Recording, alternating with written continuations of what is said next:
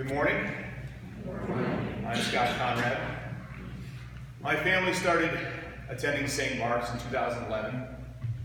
I was on vestry for 3 years starting in 2013, and I'm currently a member of the Buildings and Grounds Council.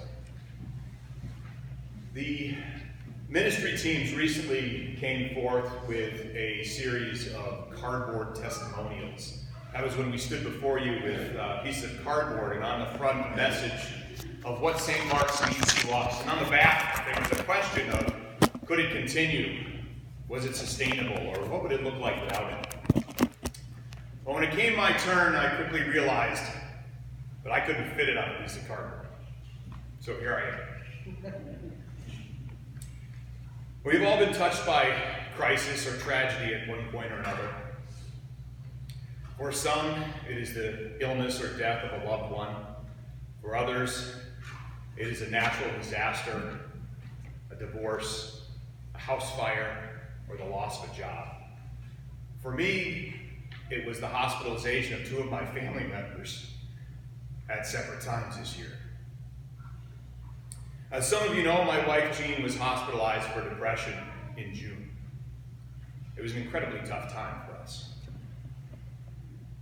Jean has been battling depression her entire adult life, and we've been through a few bouts throughout our marriage, but this time it was the worst. This time we had children old enough to know that there was something wrong with Mom. This time we had to tell them that she was going away for a while. Mental health problems are vastly misunderstood and improperly diagnosed in this country. Most medical professionals are trained to deal with the ailments of the body and don't do much for the mind. Emergency services are slow and, dare I say, dismissive when it comes to assessing those who present with issues associated with mental health. Insurance companies are reticent to pay, and it is difficult to find psychiatric and therapeutic services. Well, I'm happy to say that Jean is doing better now. We were able to find those supports. But she, like many others with mental illness, fight a constant battle. Not just with the illness itself, but with the stigma that goes along with mental illness. Now, a while ago, Jean decided that she would no longer be subject to that stigma. She may not be able to rid herself of the occasionally crippling disease, but she could control how she felt about it. No longer would she be ashamed. No longer would she be embarrassed. No longer would she be quiet. Just for the record, telling someone with depression to feel better or to cheer up is like saying, stop having diabetes. Too many with mental illness needlessly suffer alone, and as I am here to testify, there is strength in numbers. The sooner we are able to talk openly about mental illness, the sooner that stigma will go away. As many of you know, my oldest daughter, Emily, was hospitalized for 2 weeks in the beginning of October. The diagnosis was myocarditis, brought on by Coxsackie virus. Essentially, she had heart failure. She had life-threatening heart failure. I happened to meet with a woman who works in the pediatric intensive care unit at Bay State. And she said that the head of the unit, the doctor who'd been there for 37 years and opened the place, had said that he had not seen a kid as sick as Emily in over 15 years. I don't know how common it is for this particular doctor, but I heard that he wrote personal thank you notes to all those involved. That night, in stark contrast to the emergency services that we received on the mental health side, the emergency department at Bay State burst into action in an organized frenzy of activity that I have only seen on medical drama. It was impressive. Yet despite their heroic efforts, they quickly realized that Emily's needs were beyond their ability, and they arranged for her to be transported to Boston Children's Hospital by helicopter. Now, as much as this is about St. Mark's, I want to say that Boston Med Flight provides emergency care transport service for all those who need it, regardless of the patient's ability to pay. It's a nonprofit agency, and they do accept donations on their website, bostonmedflight.org.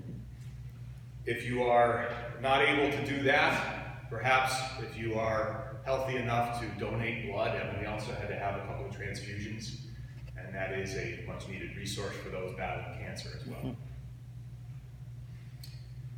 The staff at Boston Children's took exceedingly good care of my daughter, as well as my wife and me. They gave us a place to stay. They soothed our fears. And they counseled us on how to talk to Sarah about what was going on with her sister, why her parents weren't home. Yet it was not the way anyone would choose to spend a couple of weeks. There was talk of bypass machines, there was talk of heart transplant, and there was the unspeakable. Now, the unspeakable did not happen, and Emily has had an all but full recovery. She's on some medication and off competitive sports for a while. But her recovery has been called remarkable, amazing, incredible, super by various healthcare professionals we've seen for follow-up visits. I call it miraculous. What does St. Mark's mean to me? It needs support. During the time my wife was in the hospital, people of St. Mark's came together to provide us meals at a time when I needed to focus on my wife. And yet we had school and work schedules to keep. I explained to the children that our family was like a table, because we can all imagine what happens to the balance of a table when a leg is broken or missing. You helped shore up our table.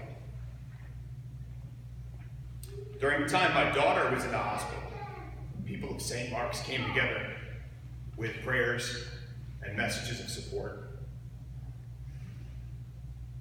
When we told her later how many people were praying for her, Emily said she could feel the prayers.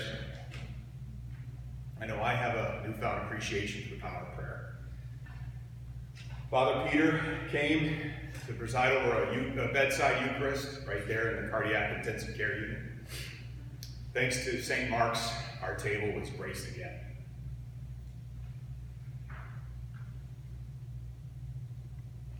I can't tell you how much this all means to me, and certainly not on a piece of cardboard. Today's gospel talks about helping others. It talks about helping not just those you know, but strangers in need. Last week, we gathered over 1,000 pounds of food and $1,400 for the open pantry so that less fortunate strangers could have a Thanksgiving dinner. We did that together. St. Mark's is a special place. In a time when church attendance is declining and churches are closing, St. Mark's has seen an increase in attendance. Time after time, the people of St. Mark's come together, not just for worship, but for projects and performances, meals and missions, celebration and sadness. We come together for softball, for gathering food, along with undies and mittens and socks, for making bread and wine for communion, for making sandwiches for churches without walls, for visiting the elderly, for banner making, for building houses, and for packaging endless amounts of maple candy. This building provides a place for groups to meet. It provides a place to share interests and have parties, to play bridge, to have breakfasts, vacation Bible school, Cub Scouts, and to have supportive meetings when dealing with addiction. The craft fair packed this building to the rafters in an unrecognizable grouping of handmade objects, and was transported back the very next day. community, and family. That's an idea of what St. Mark's means to me. I invite you to think about what St. Mark's means to you. What would it look like if we didn't take care of the buildings and grounds? What is the value of our rectory in attracting and keeping a full-time priest? What would attendance be like if we didn't focus on welcoming all who enter? How many would we attract without our formation classes? And how would we, the people of St. Mark's, continue to follow Jesus and serve God, not by helping parishioners like me, but by helping the nameless, the faceless, the least of these, in all of the wonderful ways that we do? That's what St. Mark's means to me.